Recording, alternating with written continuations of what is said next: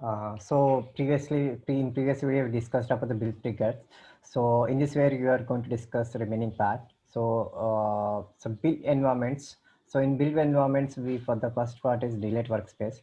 So it refers like when we uh, clone the job or when we build a job, so the cloning part will be done, so the data will be stored in the workspace, and you want to delete that workspace, the data which is already cloned, and basically what was happening when you build the job, so that the in the workspace, the repo is there, GitHub repo already there. It won't go to the GitHub repo, the cloud repo. So it will try to fetch the code. If there is any modification, then it will try to clone the part. But if there is no modification, first it will check the current one, and it will compare with that cloud repo.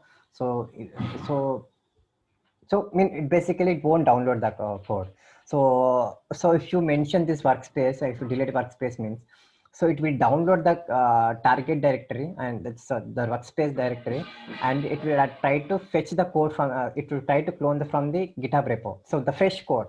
So it will delete the current existing data, and it will try to clone the entire direct data from the GitHub repo. And you can exclude or include the files, and you don't want to delete these existing files, or you can mention you can mention the pattern based also, or you want exclude the files, then you can mention. So this is about the deleting workspace. The main, if I say in single word, you want to delete the existing data, and you want to pull the code from the GitHub repo, the fresh data. So that is the workspace mean. uh, so the second secrets means, in job configuration, we configured our secrets for the particular services. For a GitHub repo, I created my credentials for the GitHub related, and maybe you will be using for the other services like Apache Tomcat, or maybe if you make dealing with the Docker containers. So Docker up, you may have the private repo, get public repo. So for each service, there will be having the credentials, right? And you want to use those credentials in your script. So in that case, you need to create a secret file, and you can't call these credentials from the Jenkins environment. You have to create those secrets. If I give the example, so these are the types of secrets exist in the Jenkins servers. So you have the user and password. So if I select this one, I'll be getting the GitHub, this GitHub credential, because I have only one credential, that is GitHub credentials. So if you select this one, this is the separated credentials. So here, let me delete this one. This one. So if you, yes, separate and co-join means, so it will create a variable. If you want to pass the user and password in a single variable, then you need to select this one. Or you want to pass a separate username, separate password, you need to select this one. So say username, I'll be giving some user, and password, I'll be giving pass. So I can use these variables in my script, like this one, user, or like password, pass, like this. So you can use these variables instead of giving the uh, passwords in your script. So you can pass like in this way. So that is about the secrets. So not only this, you can pass secret tests or secret files in your script. So you don't want to expose your critical data in your shell script, or shell script, whatever scripts you are using in the code, you can say. So instead of doing that, you can create secrets in the Jenkins, and you can give the variable by the variable name, like dollar your variable name, like that. So that is useful when you're dealing with the critical data. So about build if structs. So about build if structs means, uh, you trigger this build, but it is not getting success, or it is not getting success, or not failure, but it is not happening anything. It is stuck in between. maybe due to some dependency or some services holding anything. So build is stuck in between, but so you can't wait for the long time. If you're unable to wait for the long time, then instead of canceling the bill, you can automatically select this option. So it will wait for the some time. So if I give the 3 minutes, so if the bill is not happening within 3 minutes, so the bill will be uh, failed. I mean, you can stop the bill, you can abort the bill. So you can give the time three minutes. You can give the absolute or deadline or something like that. So deadline means a max, it will wait for the maximum 3 minutes deadline. So like that. Absolute means difference between absolute and deadline means with if the bill is stuck for the some time, from that time you how much time you want to wait, that is the absolute. And deadline means within 3 minutes it should be completed. So that is deadline. I mean, from the starting triggering the bill to the ending the bit, so that is it should complete it within that time period. So that about build structs. Adds timestamp means you want to add the time stamps to the bill logs. See if I select that one. So if I trigger that,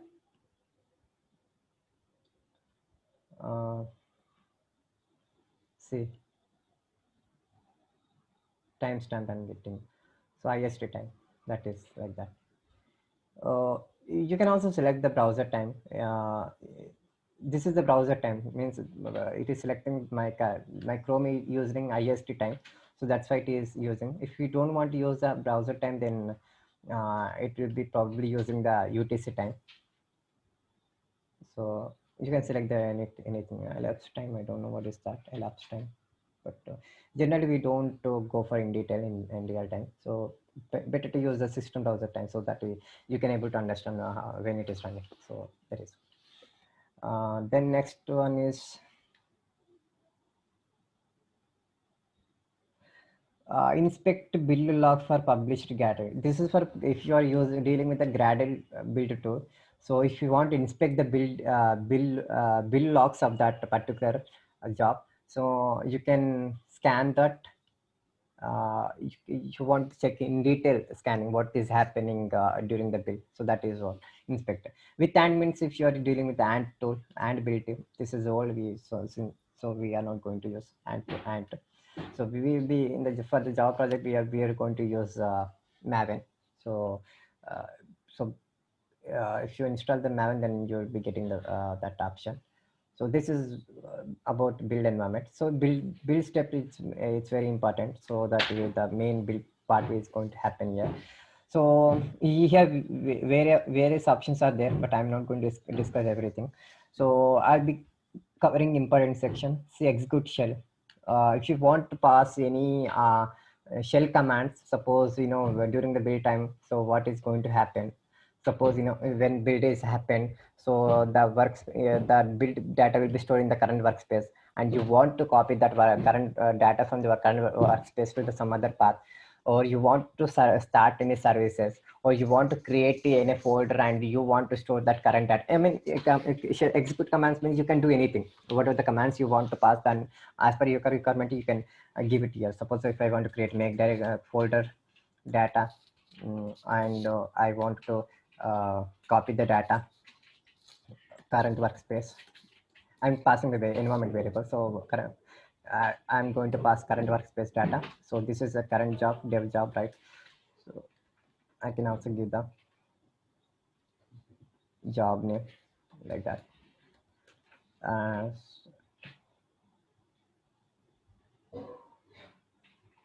and to the current working directory. So this is the current work. I mean, this is data. Maybe it will be created some OPT directory. I can give this. Maybe it will be create current working directory. So I want to pass the data to the data folder. So like that. I mean, you can do anything. So this is don't take serious on my commands. You can pass multiple build arguments like execute shell or invoke Gradle script or invoke top Maven argument. So you can pass anything, and you can move here and after there, like this. You want to execute first this one or later this one, like that. So you can pass like this.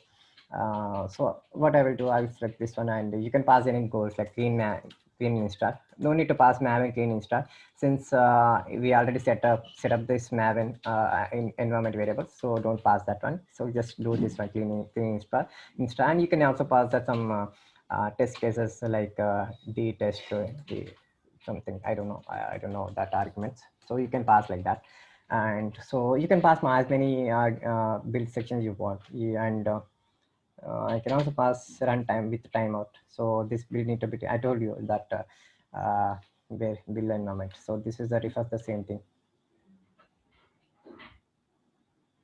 This is about when build is stuck. So this is about the time period of the build. So that build need to be run on to the specific time. So within 3 minutes, the build need to be triggered. So that is run timer. So you can pass this one, and you can pass extra argument also. You can publish this build also to the Docker image. So whatever the build is generating, so that you want to pass to the some Docker images, Docker file, so that you can pass. So this is a high level part. So if you're new to the Docker, then you won't be understanding this one. So you know, but if you know already, then you know the basics of Docker. Then I'll be going to explain. So the Docker file, you can give the path of that Docker file. So so it will download the Docker file, and it will create image, but it will going to create image by this argument. I mean, this will what are the options you are giving, those options will be appending to the Docker image. So that is about this one. So this is better when you're when you want to push this build part into the Docker image. So previous what we are doing, if you don't use this kind of build section, so this build generate some data in some path, so in the working directory, and you will create a Docker file, and you'll be giving some arguments to be copied from the source to the destination. So you'll be doing everything in the manual way. But here the better option, if it directly it will append the updated section to the Docker images. So that is the best part of the Docker. And what else we execute batch, Windows batch means if this server is Windows server, then you need to select this one. Or if this Jenkins server is Linux, then you need to execute this one. If you select this one, then you'll be getting error. So this my server is hosted on the Linux, so I should run this execute shell commands. So you can pass multiple shell commands, not only this one. See here I pass. You can pass anything, multiple build actions here. What is start or to stop Docker containers, like that. So you can also start or stop if this job is creating a Docker container and you want to stop after building this, and then you can pass this one. What else? Just delete this one. Delete this one. Build section. Post build section. So this is post build. After building this, when after this section, what should be what you want to be triggered? What kind of actions you want to pass after the on the post build section? So those sections you can pass post build section. So here you can, I mean, this will be mostly we will be using the mail section. I mean, when after the building, you wanted to send it to the across the team. You may probably you'll be using the mail kind of section, and you can also deploy the argument this build artifacts into the target server like Apache Tomcat. You need to install the plugin deploy to var container. So that is a plugin for to use the var Apache Tomcat. So that if you use that build action, so whenever the build is triggered, then automatically the artifact will be stored in the Apache Tomcat. So then application can be exposed your Apache Tomcat can be expose your application to the external part.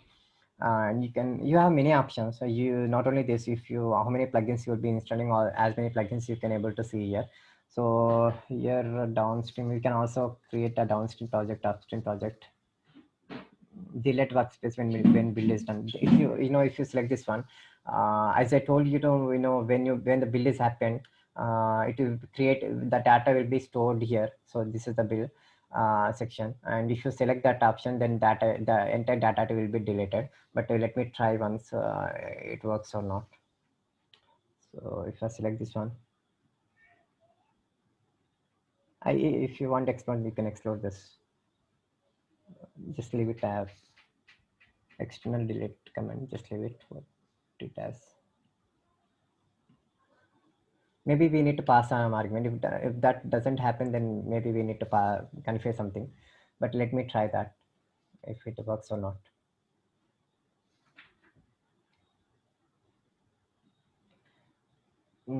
Clean up, yeah, deleting project. You know, whatever you configure in the job section, everything will be, you know, clearly in detail will be giving the output here in the console output, so you can understand by seeing that these logs. So I hope the data will be deleted here. See, no data, since we configured our option in the post build section. So I mean, this will be used to, you may felt doubt like why should we delete workspace, right? When this will be useful, when you don't want to grow up your storage on the server and you no longer to use in the data, since, whenever the build is happening, it will be creating, it will be cloning from the GitHub repo. Uh, so why do you want to waste, unless you are going to the workspace and inspect the content, you are not going to use this option. So I mean, you see, we are configuring Docker images and Docker files, so everything we are configuring, so the data is not going to be lost. That will be converted into some other strategy like Docker containers or Docker images or Docker containers. So the data is not necessary in the current workspace. In that case, maybe you are going to use the delete workspace. And what else? Email, obviously, you can configure email notifications. It extend editable email notification, and editable notification means you can give the custom data, whatever the information you want to pass in the mail sections, you can pass this one. See, default content, plain text you can give. See here, default content, I can pass anything. This is my bill. Just like a mail in the body section, whatever you want you pass, you can give this. This is possible in the editable section, but you don't want to pass whatever the default that content need to be sent, then you can send it the email notification. Recipient, you can add the recipient here, so that the content will be going passed to the console output type, which we seen in the console output section, that will be going to send to the recipients. So that is about editable and email notifications. Stop Docker, this is also we can do that here, and publish our doc build other projects. So yeah, I told you we can pass the downstream project here. So if I can pass here, then after this one, I mean, this is post build section, right? So after this build job trigger, then after in the post build section, the other job will be triggered. See, if I give this one, so if I give this one, then I will going to save this, and I will trigger this job. So after building this job, the next another job going to be triggered in the post build section after build is happening. It has built or not. Okay. See, at the end, it is triggering the new build. Test job 2 triggering new build of test job 1. Why we are triggering two builds here? Maybe somewhere we have configured this one, so that's why it is showing here.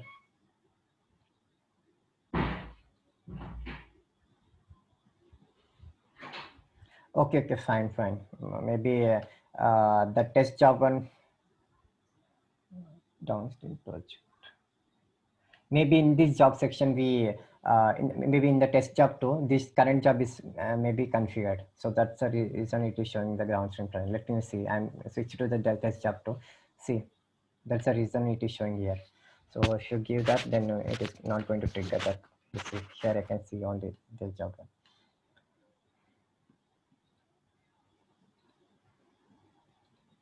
1. Done. Oh, did I remove anything? Maybe in the post section I remove, so that's why. See, I remove this one. Build other projects. This is called a downstream project.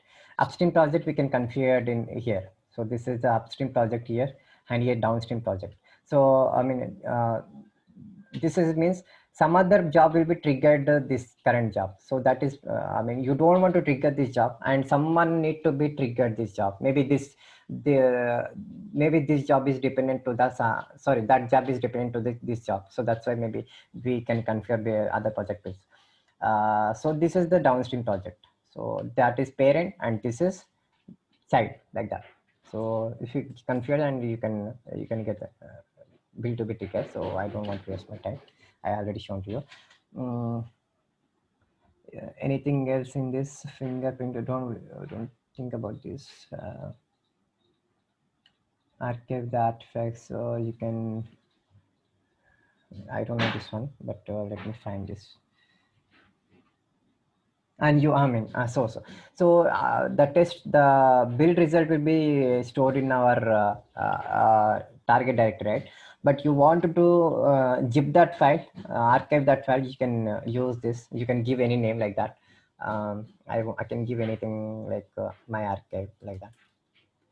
So it will be, sorry, my archive. So it will be create with that name, zip, like zip format. I'm not sure where this is a comment because I've never used, but the meaning of says that, refers that. So this is about job configuration. So I think the fair enough, we are good. And sorry, I forgot to explain this options in the job section. So in the job section, we can see, we already seen here, whatever options here you are able to see, you can also see here, like that. So the status means what is the status of the job, that you can say. This is the status, you can say. If you click here, then it will be the same section, it is going to visible here. Changes means if there is any changes into the jobs, then the changes can be visible here. As if no changes, I'm keep on building that without any changes, so that's why no changes. Workspace means the data, the content will be stored here. So why you can also delete here, wipe out a current space. Maybe this is visible, maybe somewhere I configured this one wipe out section. Oh, no, I didn't do. Usually that option not visible here, maybe, but it's okay. Let me see for the other jobs. You can see that option. Oh, sorry. This option is for visible for everything. I mean, you want to delete the content. You can. You have option wipe out the current workspace. I don't know. This option is not visible previously, but maybe in current version we are using Jenkins latest version. Say Jenkins 2.249 and down left right corner. So maybe some options are updated.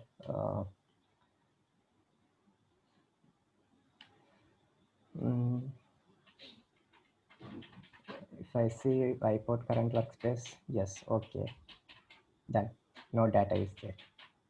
Or you can also, I said, just shown to you, we can also use the down option, delete workspace when the build is done. So you can also use that option. Then configure this is job configuration. So it's pretty obvious. Delete means if you want delete this current job, this project, you can use this option. GitHub hook log. I think we configured the. Wait. Oh, sorry, we configured Git hook, right? I mean, whenever the changes is happen into the GitHub repo, so the changes will be the job will be triggered. So that's why you are able to see this option. So when it is when this hook is happening, when the modification is happened, where did it from where it is happening, so the like that. So this is the GitHub server, so 140.82, but this is the IP address of that my GitHub server. So like that, you can, it's a pretty obvious, you can easily understand by seeing this output. So for this option is not visible for the other jobs. So see, because the webhook is configured to the only only to the test job too. That's why rename means you want to change the name to the job, you can change the rename. So that is about Jenkins options. Recent changes and both are same, I think. No changes. This is not important. See, here build queue and build executor status are there. So build queue by default it will be showing two executors. So if I build this job, then it will be going to be triggered. The status will be visible here. If I see, let me show you. See, so it is showing here. Build queue means suppose if some I trigger multiple jobs, but here I can able to trigger the, I mean I can able to execute the job only two jobs. Only two jobs will be executed at a time. Remaining jobs will be waiting in the queue. So I mean this my job is small job, right? So it will be triggering within a fraction of seconds, but in the real time you'll be waiting for the 15 to 20 minutes in the queue section. So because that uh, it will take that much time to trigger the build. Since it will do the build section, we are just to configure few options, but real time we are going to configure multiple options. So it will take much time. So if you trigger multiple jobs, so only two jobs will be triggered and remaining jobs will be wait. But you can also increase the build executors, so that will be done in the configure systems. So you can increase executors. So by default it is showing 4. I can give 4 also, 4 5 also. So based on that. So that is about. And in the right side, this is user profile. When Jenkins admin give the credentials to you and you want to modify your, admin will give the default credentials. So later you can change, right? So that you can change here. See here, click on that. You can share your credentials here like that.